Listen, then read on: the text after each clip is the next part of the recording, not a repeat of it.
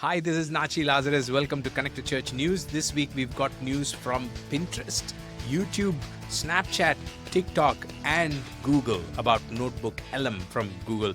And this is the show that brings you the top 5 news that you need to know for this week in 5 minutes. And this is for busy leaders, media team members of nonprofits, churches, and ministries. So let's get started. This week, Snapchat released a very interesting report that gives insights into how Gen Z thinks and how we can reach them for our ministry. First of all, I love the title. It says A Misunderstood Generation and How to Build Better Brands with Gen Z. In our case, how to reach Gen Z. There are lots of interesting statistics listed here. For example, the report says 76% of global Gen Zers say they actively avoid ads. Think about that. And if you go down, the report talks about the various belief systems and what are the emerging values and how they differ across the globe for Gen Zers.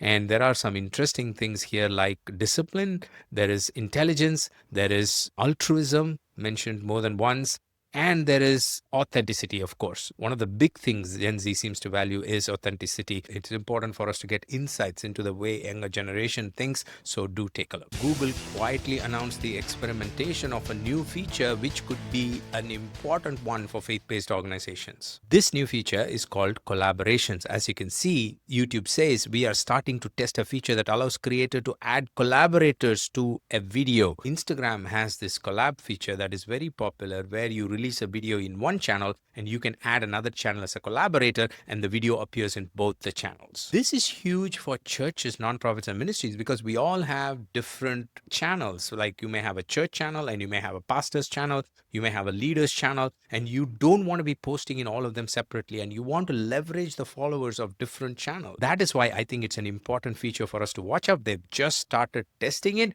Hopefully, they will roll it out to all of us in the days to come. Pinterest has just released a list of best practices. Whenever a platform tells you this kind of information, pay attention because they're indirectly opening the doors to help you understand what works on the platform. The article lists multiple practical tips. Some of them are generic, like saying create content every week, but there are some of them which could be important. For example, they talk about exploring their trends tool. They also have an annual trend report that they have linked to. So do check this out. There are two other things that I want to bring to your attention from the article. Pinterest says focus on saved pins. Whenever somebody saves your pin, it signals to them that it is important. Next thing is replying to comments. Pinterest says whenever you reply to comments in a timely manner, it shows them that you care about your audience and they're going to rank you higher up in the signal. Pass all this information on to your media team or your Pinterest team. Adweek reported that TikTok may now have a tool that tracks people without a pixel.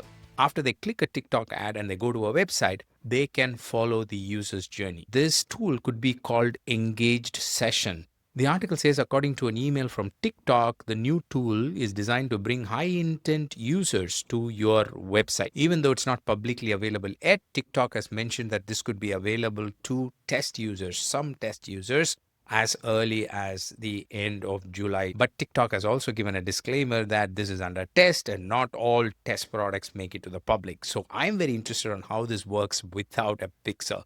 So let's see when it gets rolled out. Google has announced that their popular AI tool NotebookLM is now available for younger users less than 18 years old. I know many of you as ministries deal with young audience and you have youth ministries and so on. So this is something you might want to pay attention to. If you look at the article, it talks about the details of how this is being rolled out. Most importantly, it says NotebookLM has stricter content policies for users under 18 that help prevent potentially inappropriate and harmful response. The article also says that additionally, users' chat and resources they upload are not human reviewed or used to train AI models so that their privacy is maintained. But a tool like this could be extremely useful for doing homework, understanding subjects, uploading PDFs of various topics and trying to understand them in detail.